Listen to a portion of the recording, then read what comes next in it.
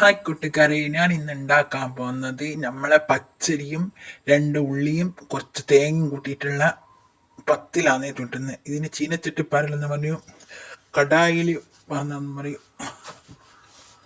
അങ്ങനെ നമ്മൾ ഒരു കയ്യിൽ പാർന്നിട്ട് ഇങ്ങനെ കുറച്ച് ആദ്യം നെയ്യ് ഒഴിക്കും, എന്നിട്ട് ഏത് ഓയിലാ വെളിച്ചെണ്ണ എന്തെങ്കിലും ഒഴിക്കുക. അതിന് വേണ്ടുന്ന ഇതാണ് ഞാൻ കാണിക്കാൻ പോകുന്നത്. പച്ചരി ഞാൻ ഒരു നായി അരി പുതിർത്തി തലേ ദിവസം പുതിർത്തി തന്നെ ഞാൻ രാത്രി പുതിർത്തി രാവിലെ ബ്രേക്ക്ഫാസ്റ്റിന് ഉണ്ടാക്കുന്നതാണ്.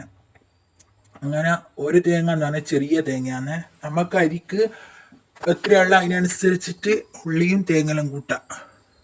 അങ്ങനെ ഞാനൊരു ചെറിയ തേങ്ങയും 2 ഉള്ളിയും പെരിഞ്ചീരകവും എന്ന് പറഞ്ഞാൽ നമ്മളെ വലിയ ജീരകം പിന്നെ ആവശ്യത്തിനുള്ള ഉപ്പും അത് അരച്ചിട്ടുകൂടാ, അരക്കുന്നവനിടാം. അങ്ങനെ നമ്മൾ മിക്സിയിൽ അധികം വെള്ളമൊന്നും ഒഴിക്കണം, കുറച്ച് വെള്ളം ഒഴിച്ചിട്ട് പച്ചരിയും ഉള്ളിയും തേങ്ങയല്ലേ, അന്നേരം വെള്ളം അധികം വേണ്ട, ഉള്ളിയിൽ തന്നെ വെള്ളം വരും. കുറച്ച് വെള്ളം ഒഴിക്കുക.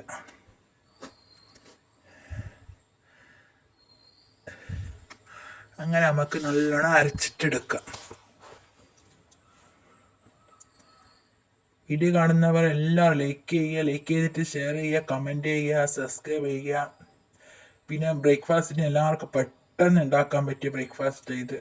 പച്ചരിയും തേങ്ങയും ഉള്ളി ഉണ്ടെങ്കിൽ നമുക്ക് ആക്കാം. ഒരു നായി അരിൻ്റെ ഒരു ചെറിയ തേങ്ങയും 2 ഉള്ളി ഇട്ട്, അങ്ങനെ 2 നായി എടുക്കണമെങ്കിൽ 4 ഉള്ളിയും കുറച്ച് വലിയ വണ്ണമുള്ള തേങ്ങയെല്ലാം എടുക്കുക.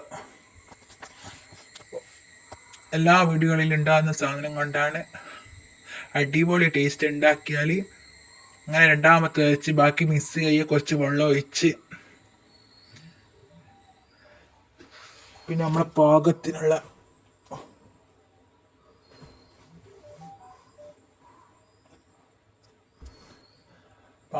ഉപ്പ് ഇടണം. അങ്ങനെ നമുക്ക് നല്ലോണം ഇളക്കിയിട്ട് അടവെക്കാം. ഇനി നമുക്ക് ഒരു ചീനച്ചട്ടി വെച്ചിട്ട് ചുടാം. നമ്മൾ ചുട്ടിട്ട് വെച്ചിട്ടുള്ള ഇതാണ് ഇത്. അങ്ങനെ ചീനച്ചട്ടിയിൽ കുറച്ച് നമ്മൾ ഓയിലാണ് വെച്ചത്, സൺഫ്ലവർ ഓയിലാ ഏത് ഓയിലായാലും അറിയില്ല. അങ്ങനെ ഒരു കയ്യിൽ വാർന്ന് എന്നിട്ട് നമ്മൾ മൂടിയിട്ട് വെച്ച് ഒരു 2 മിനിറ്റ് കഴിഞ്ഞ് കഴിഞ്ഞാൽ നമുക്ക് മറിച്ചിട്ടിടാം.